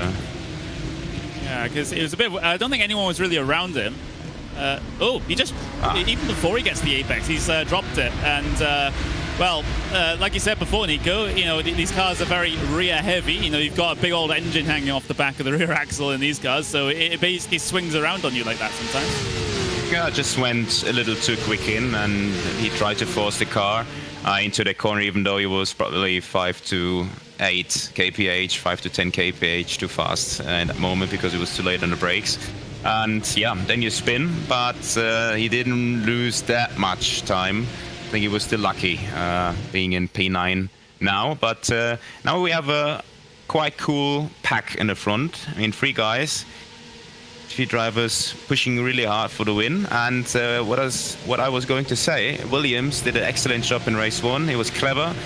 He didn't have any contact situations or something. He just did it very smoothly, seriously, and he's doing the same right now. He's clever. He just let Max pass, and now he's in the best position to watch them fighting for the lead, and probably he's the one profiting from it, benefiting. Here comes Holtzman trying to pass Ferrara, I believe that's my good pronunciation. Oh, someone's around in the background there. I think that was Dan Beats. Dan Beats, yes. So I think there's been a concertina effect there, and contact made to the rear of Dan Beats, I would imagine, through there. It's so easily done, and I think it was Lombardi that was behind it. We just had to change to the race lead as well. So Bernicke up into the top position. He was let through more than anything else by Pinto, though. So Pinto taking that calculated decision, I think, to let Bernicke through. We'll get the replay of Dan Beats first, though. Let's see what happened to Dan Beats. Oh, just ran into the back of. It was Scrivens. Sorry, it was Scrivens that got into the back of him there. I do apologise to Dino. But yeah, Scrivens just getting into the back there. And that front to rear contact, we've seen it time and again, Connery, with the stewards. They don't take a very strong view of that, do they? They come down quite hard on that type of instant. So here's the pass to the race lead. It wasn't much of a pass, given that he was Pinto was very accommodating. He basically just was a little bit earlier on the brakes, just saying, okay, Max, you just go through. You can lead this race. There's no points for leading laps here, so I'm fine with staying in second place. And, now what's the plan here for Pinto? Because if you remember back to Imola, it was a pass on the second to last lap in race 1 that got him at least the unofficial race win. But of course, that was changed after the fact. And then it was a final lap move in race 2 that got him the race win over Bernicke. So I think Pinto might just be setting himself up for a bit of deja vu. I think Pinto and Williams, they sit behind and they're just trying to wait until probably 5 to 10 minutes by the end of the race then to push for those last few laps. And because at the last race or at the first race, he was the guy having the pressure for the whole race, and Benneke was the driver sitting behind, and that was a really hard curb driving there. Sitting behind, and that's very easy for you. And let Benneke do the job. You're trying to save your tires, you're in the tow anyways, and then you're gonna attack for the last few laps then. By the way, I do want to point out a couple of the drivers that are sort of in the mid-pack but have been doing very, very well in this race, and in both these races, in fact, because we have, as we see, the big curb launch there from Benneke. But I do want to point out that Tobias Grunskotter, he started 25th in race 1. He currently runs in 8th in race 2. Great job from the 2-1-2. We have Laubish, that started 27th in race 1. He's now 9th in race 2. So great gain there from the 107, and same with Martins as well. He started at the very back of race 1. He runs in 11th now, and gaining 9 of those positions in the first part of this race alone. So a lot of those drivers that did not have greatest qualifying have really sort of bubbled towards the at least towards the top 10. Imagine what they could have done if they'd have had better qualifying. Yeah, it's so hard. It's so hard to get yourself 1/10 can be the difference between first and fourth place, for example, in qualifying. So it's still difficult to get your qualifying right. Dino Lombardi making the big move on Ferreira, but not getting past for the time being. But we heard when we were on board slightly then with Pinto, he was just getting out the throttle, he was just backing off and allowing them to go through. Zerang has taken to the escape road, and well, it just goes from bad to worse for Zerang. So the Maniti car, Grunskotter's having a problem, it seems, as well, or rather he's involved in a bit of a fight with Martins. But yeah, that's not ideal into the first chicane. Let's see what happens. So is Erang trying to dive down the inside of the 22 here? Oh, he just completely locks up the fronts, and well, there's only one way he's going to go after that point, Nico. Yeah, you misjudged it a bit. Yeah, then you just go straight. You try to not flat spot your tire completely, because otherwise you will have vibration and loss of performance for the rest of the race. And yeah, you have to take the exit and go straight. Hop, that happens. That's Monza. 5-second post-race penalty to Dylan Scrivens for his role in an instant earlier on. And with Dan Beats. Yeah, the one with Dan Beats. And we have a 5-second post-race penalty to the 99, who's currently counted as out of the event. So I'm not sure how much that's going to do. That's maybe just penalty points being in effect there for till Bem. So Bem not going to be taking any further part in this race anyway. But yeah, you do have to remember though, Paul, penalty points, they are a thing, and you don't get yourself any penalty points back, so to speak. So the penalty points you get throughout the season will stick with you for the entire season. There's no, okay, you do 3 races and you get like points from 3 races ago cancelled out. You carry that throughout the season, and if you're carrying so many penalty points in towards the final few races of the season, where you have 1 or 2 penalty points away from a qualifying ban, for example, that starts to settle in the mind somewhat. Maybe not so much for these front guys because they don't have too many penalty points, but those are the mid-pack for sure. Yeah, think about if you're sitting at home and wondering, well, what's he on about with penalty points? Think about it like a driving license. You get so many points on your license, you end up not being able to drive, and that's a very simplistic way of explaining what this is. It's effectively, you've got a license with this championship. You get so many points, you get a qualifying ban, you carry on, you get to sit down for a while. So you've got to be careful.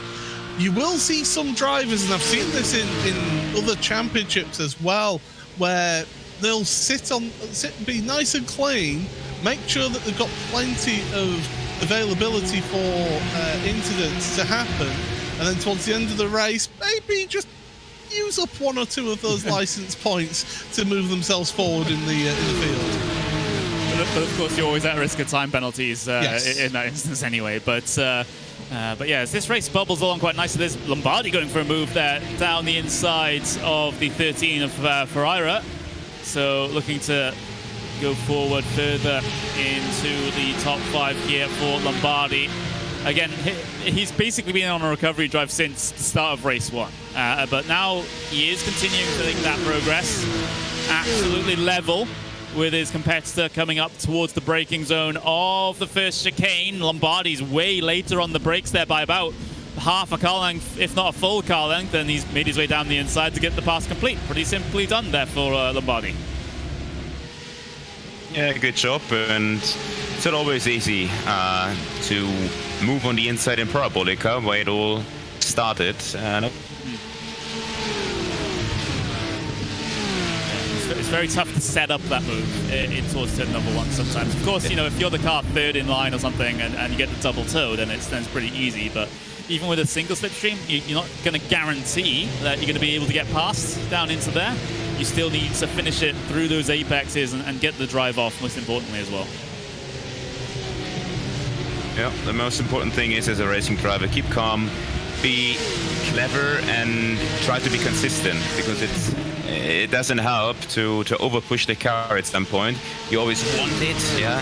You want to be faster, you want to overtake the guys in front, but be clean, save the tires, and in the end of the race, the last few laps, it will be all decided. And that's actually what all the guys doing there in the front. I think it will be a huge pack of 5 to 6 cars in the end again, racing and fighting for the win, because right now they're just waiting for the moment. They know the places. The guy in front is a bit weaker, very stronger, and let's wait a couple of more minutes, and I'm sure we will see a good finale. Slipstream train out of the final corner. We are just under 12 minutes left to go, and well, it was a couple of laps from now when we started to see the leading pack get pretty spicy in race number 1. But Pinto's going to stay in line for now. Same with Williams. Williams is just watching and waiting and planning his next move. But meanwhile, in the bottom end of the top 10. Not so calm, I think, as Martins tries to go the long way around of Scrivens, and there's the contact, and Scrivens pointing the wrong direction. Well, if it wasn't bad enough with Scrivens having a 5-second penalty, he's now having to watch the rest of the field go on by. So not a good day at the office for Dylan, it must be said here today. And I've got a feeling that just from that initial look that we had of that on the live pictures, I've just got the feeling that it was him squeezing the car that was on the inside that's turned himself around. Yeah, let's have a look. Yeah, exactly. He just turned in, and there is no way to go. And yeah, it's basically his fault, his mistake. And he just has to wait for everyone to come through, doesn't he, Nico? You can't risk getting yourself an unsafe rejoin in front of traffic. Yeah, that's very important. I think we saw it in F1 a few years ago at Ascari chicane when Vettel rejoined the track really not in a safe manner, and that's the main thing. I mean, if you go off track even, and using the tarmac exit road and runoff areas, then you have to be careful. But if you had a spin or something, then you have to be really, really careful in rejoining the track. That's a safety issue otherwise. That's interesting. We always see Beneke taking the inner line and Pinto staying on the outside for the whole race. I was just about to point that out, because the drivers were told in the drivers' meeting not to cross the white line up against the pit wall there. Beneke didn't, or at least I didn't. He didn't cross it fully with all 4 tires. He crossed it with 2 tires, but that's what the stewards told him. He's not allowed to go all the way to the pit wall there. But Beneke's fine for now. But you just got to keep that in mind. You got to remember what's mentioned in these drivers' meetings and such. Else it might become relevant during the race for some things. How much at least in the real world, Nico, how much attention do the drivers really pay to what the stewards are saying in the meetings? Well, we have to be careful with that because otherwise you get penalized. Yeah. But it's always great having a good relation with the officials. If it's fair, if it's always if you've penalized one guy, you should penalize the other guy as well. And if it's always fair, then the respect is there, and then everything is alright. But it's getting difficult if you don't respect each other and you're not trusting in the race control or something, then things get mad and difficult. But therefore, usually in a race control, also in Carrera Cup and in Super Cup, there is always a driver's to it, pointing out the driver's point of view and discussing it with the race director. I just want to point out as well, the whole reason why you've got that white line so far out, people might say, well, there's a whole amount of asphalt there. Why can't they use that? Well, the problem is you've got pit exit comes out or at the end of there. But not only that, that asphalt runs out and it stops. And all of a sudden you've got grass right there. You see it in the background in the shot there. So if you're all the way out there and the other car on the inside is squeezing you there, you're going to end up on the grass, you're out of control, and you could end up having what could only be described as a huge accident. Yeah, especially if there's a train of cars going through that chicane. You're just like a projectile going into that, especially with the lack of grip on the grass here. A little bit slippy here in iRacing as we ride on board with Dino Lombardi here at the moment with Leo Racing Team. Number 5 for the moment, but very much still in contention for positions further forward through the order here for Lombardi, considering he's kept himself in this leading pack. So everyone at the front here doing very, very well. But now we're getting to that point, Paul, that we had in race 1 where the match was lit, so to speak, and everyone started trying to jostle for position. Is that going to happen around about the same time now, or are we going to have to wait for another couple of minutes before we start to see any real moves being made? You've not got that. I was just going to say, you've not got that Salva Talon sort of match there, to use your analogy, Connery. You've not got that person in this queue. The only one really I could think of is Dino Lombardi, who's been working his way forward to this queue of traffic, but he's not really seeming to be quite as wild and exuberant as Talons is. But now I do think that this is the point where these drivers do have to start battling and start trying to assert their authority. Go on, Nico. Yeah, but we've seen that the gaps are partly getting a bit bigger because I think we have 3 cars in front and there is another pack then, and Lombardi's was pushing harder. I believe he's probably the guy pushing the hardest, or at least he did it. He pushed the hardest the last race and probably also this race. And but I'm quite curious what Pinto is going to do, and I think Williams will sit behind and watch and see what the guys are doing. But I think Pinto he's really on it, and he wants to have the double win for sure. Yeah, I mean it'll be another one. He had, of course, the double race win at Spa. Did Max Berneke? He didn't get the double at Imola. Well, he got the race 1 win due to penalty for Pinto, but then Pinto got the second race win fair and square. So for Berneke, he's, hoping that he's able to maintain position here for the moment, but he knows how tough this is going to be up against Pinto, who has pulled off 2 late race moves on him already earlier in the season, Paul. This is becoming quite the battle for the championship between these two, and it's certainly been one for the ages. I think we have seen over the last year Pinto maybe mature a little bit as a driver and maybe not going for every dive like he would have at the start of last year. He was going for moves that you wouldn't think of, whereas now I think he's just dialed that back a little bit, realised that he needs to think long game, he needs to think of the championship, and I think that's showing that level of maturity just started to come through in Diogo's driving. Oh, Williams into the back of Pinto. Bit of a shot. Everyone able to gather it together though, so it's all fine.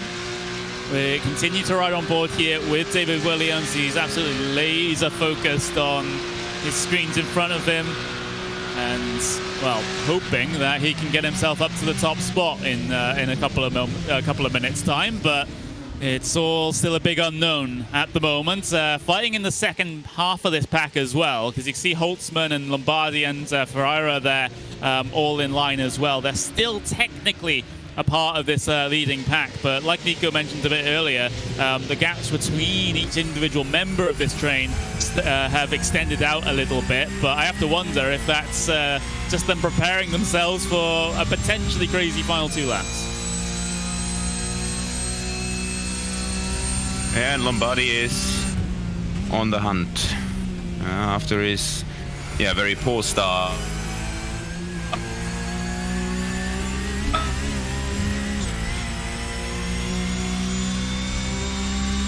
We do have to apologize there for the technical problems with Nico's connection or microphone, but we'll get him back in short order. We've got about 2.5 minutes left in this event then, as the leading pack heads their way through the Curva Parabolica up across the start-finish line now. 2 minutes to decide what order the podium's going to be in. There's a battle further back as well, coming through that Parabolica section, involving one of the Maniti cars, and there's Adam Volkovic. That's Erang and Volkovic there on the right-hand side of the picture there. But Paul, this is going to come to a head at some point in this leading train battle.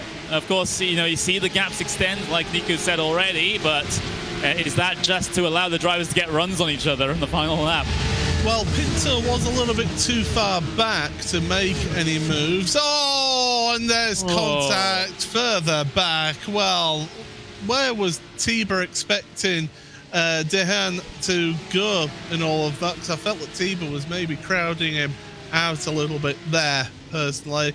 He's caused issues. I'm sure the students will have a look at that one. But yeah, Pinto was just a little bit too far back, I feel, on this time by on the straight. And they're only going to get one more lap here, as Tiber still very aggressive. He's not had a good day at the office at all, and he's trying to work his way forward, but he's not having fun out there.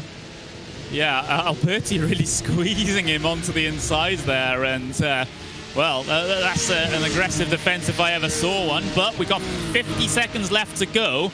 The race leaders are about to come up to take the start of the final lap here, as Tiber trying to get past Alberti on the way up in towards the Ascari chicane, and he does so with a little help of the flashing of the lights here. There's the incident, but we do have to very quickly go back to the race lead for the run down in towards turn number 1. But there's the incident, maybe a bit of action at a distance there going on as well. But let's go back to live, because here's the start of the final lap, and this is when Pinto decides to strike. He has the run down into the braking zone of turn 1. Can Beneke fend him off on the inside, though? That's the question. They hit the brakes the exact same time here. Door to door for the race lead through the first chicane. A little bit of oversteer from Pinto, and Williams now trying to make an impact. He's going for P2. There's his view, and there's the contact. That's huge there, and it's collected a couple of cars behind. That is awful for David Williams, and again the end of the race has been put a damper on by an incident at the very front of the field. But I think this time around we are not done just yet, because Pinto's still trying to run away from Beneke, but remember, Beneke has damage. He's got no rear wing. He's going to be awful through these corners and on the braking as well, because the rear wing really helps you slow the car down with the drag. So Pinto really should be able to pull away in all this. He should do. Fast on the straights, isn't it? Yeah, he's got Beneke's got less drag with no rear wing, no wing mirrors. So I don't think that's going to be a big factor, though. I think Pinto should be able to come away with this one. There's more troubles further back as well. Lombardi has a huge amount of damage to that Leo Racing Team car. That is a one smashed up Porsche trying to limp it back to the start-finish line to count this race complete. But there's the very front of the field. Beneke can't do anything but watch Diogo Pinto head his way through the final corner, the Curva Parabolica. Diogo Pinto is going to be another race win to his name. He will come across the line to win race number 2 here at Monza. He gets the clean sweep here today in round number 3 of the Porsche Esports Carrera Cup Deutschland.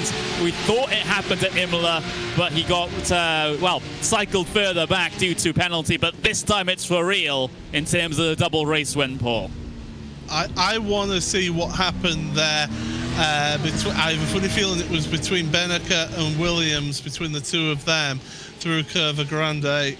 It's such a high-speed corner as well, to have an incident like that happen. And then all of a sudden, Williams was just a pinball in all of that. Absolute nightmare for him. We'll get a look at it in the post-race show. But what a drive from Pinto, though. He did everything right today, in my opinion. He did. He absolutely did. Kept himself out of trouble as well. Every incident kind of happened behind him, didn't it, throughout this race? And now he can take the time to celebrate. But there's the instant, there's the little bit of contact. And, well, sometimes it's only that little bit of a tap required to send these cars around. And what an unfortunate situation there from Williams. Again, it's an incident. And 3 races in a row, basically, or rather 3 races out of 4 that he's had contact. And you can see the unofficial race results there. Pinto wins from Beneke, from Holtzman, but of course, all provisional. Pending Stewart's investigation. Ricardo Ferreira in P4, Andre Martins P5, Dan Beats P6, Ferrero P7, Grunskotter P8, Diegues P9, and Williams comes across the line P10, but it could have been so much more for the British driver living in Germany, of course. Marcel Erang in P11, Volkovic P12, Laubish P13, Scrivens P14, Tahen P15, Tarifa 16th, Lapshan 17th, Valero 18th, Alberti 19th, and Amosa rounds up the top 20. And then you get to see the last 10 cars in the finishing results here. Canepa, Lombardi, Siebels, Tiba, Vizukpi, Torres, Bems, Talent, Becciu, Benito, a lot of big names there at the very tail end of the field here in race number 2. Paul, I mean, another dramatic end in a different way, though. Well, I mean, as we get to look at the race highlights once again, but this series, we said it was going to be a different type of race around here, and it certainly proved to be that. And yeah, the way that it all just kicked off on that final lap, I think people may be trying a little bit too hard out there to defend places or to attack for places, especially at the end of both races. So I'm sure the stewards will have a few words in their briefing, or the debrief, should I say, to all the drivers after this one. But I mean, overall, though, generally speaking, tremendous action out there. Yes, there was 1 or 2 incidents out there, but on the whole, there was some absolutely stonking drives out there. Not that one, though. Yeah, I was going to say that one's less so, I think. And of course, you know, Talon's involved in that one, who was a force to be reckoned with at portions in race 1, but not once but twice, involved in bits of contact and getting really nothing much at all through both races here today. There's number 5 spinning around. That was Dan Beats and his incident with Scrivens earlier on in the event there. And it seems like the Urano cars were involved in a lot here today, in race number 2 in particular, as they all tried to scrap for position inside of that top 10, I suppose. You got Andre Martins in the Yassi car also in that particular pack as well. But it just goes to show, like I said before, Paul, we can't just look at the very front of the field for some good action. There's some good action back here as well. Well, these drivers, they all deserve to be in this series. They all have to qualify for each and every round. That's what makes it quite unique for this championship, and that they've all got to show that they're capable of deserving a spot on the grid.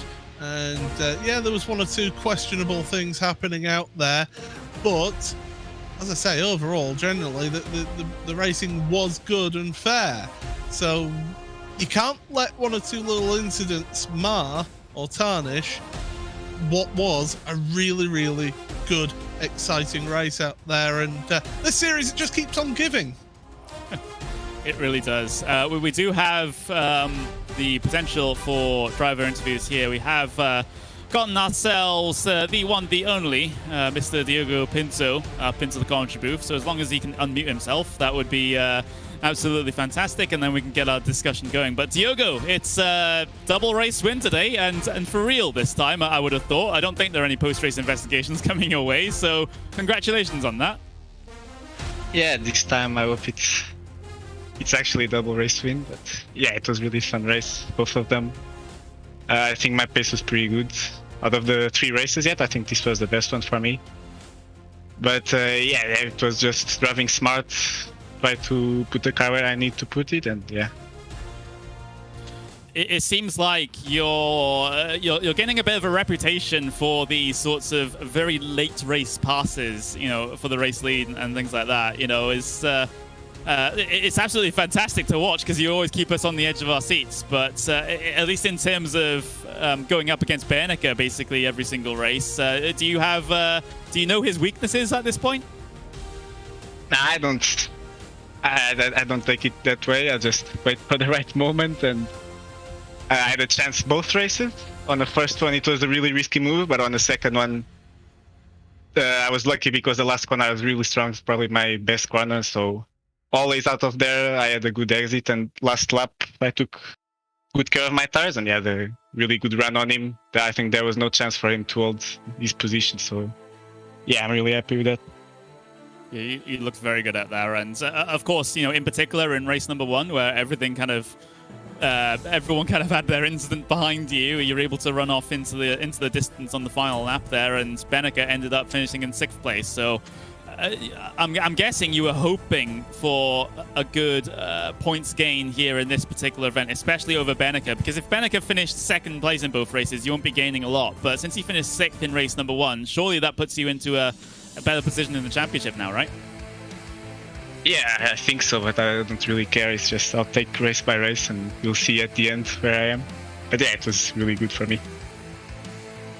Well, there we go. And of course, I'll leave you go and celebrate. I would usually say with your team, but we don't know what team you're going to be a part of yet. And I know you've teased this with us before, and I know you can't say much, but we're looking forward to that. And good luck in your future races.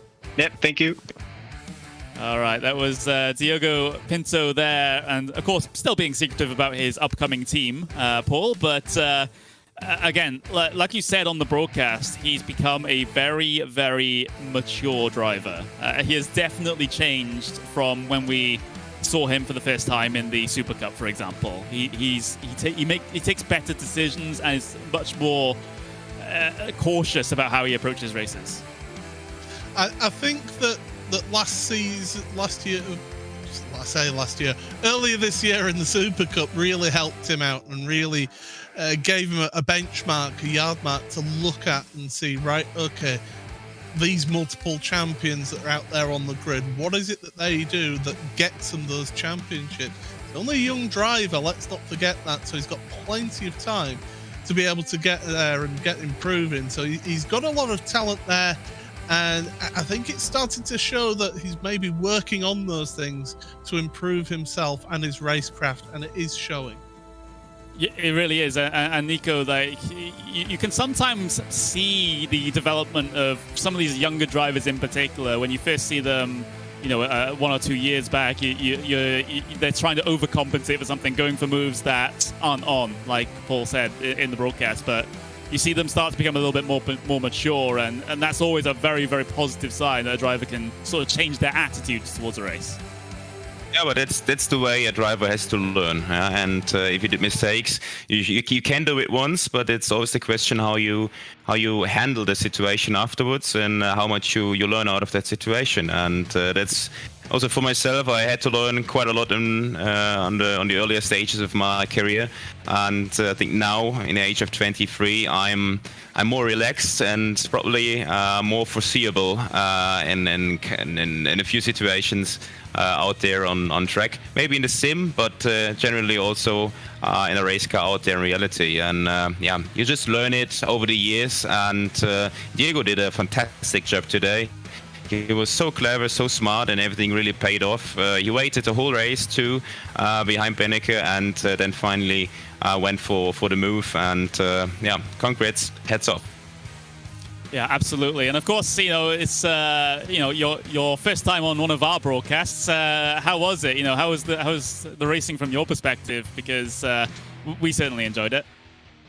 It was fantastic. It was action-packed, and most of the situations, well, okay, quite a few situations were a bit unlucky, and you always have some crashes, but we have close racing, fair racing, and 95% of the fights were really close, and they left each other space, and it was just great to watch. And that's why I love esports, and also great to watch because yeah, you could follow a little closer than reality, and yeah, it's kind of, I'd say, at some points it's probably more fair than reality sport. Okay, so but before we wrap up here, Paul, do you have anything else to say? I mean, we have the Nürburgring coming up next for our next event, but we have a little bit of time, just less than a month before we get ourselves out there at the Nürburgring.